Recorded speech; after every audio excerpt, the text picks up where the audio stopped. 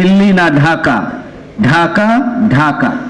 আধিপত্যবাদ বিরোধী যে চেতনা, বাংলাদেশের স্বাধীনতার সার্বভৌমত্বকে অক্ষুণ্ণ রাখার জন্য জীবন দেওয়ার যে চেতনা, সেই চেতনা একটা অন্যতম চেতনা এবং আদর্শিক ভিত্তি ছিল এই জুলাই আগস্ট গণঅভ্যুত্থানের।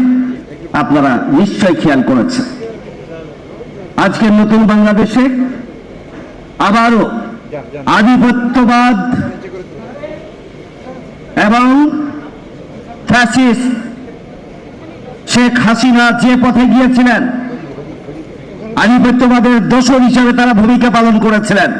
আমরা দেখছি বাংলাদেশে একটি রাজনৈতিক দল আবারও প্রতিবেশী রাষ্ট্রের কাছে মাথা বিক্রি করে দিয়ে আগামী দিনে ক্ষমতায় আসতে চায়। এদেশের জনগণ এটা হতে দেবে না, দেবে না এবং দেবে না। সম্মানিত উপস্থিতি, আমাদের প্রাপ্তি অনেকগুলো বিষয়ে বলা হয়েছে। অন্যতম বিষয় হচ্ছে ত্যাগ, কোরবানি এবং শাহাদাতের চেতনায় যখন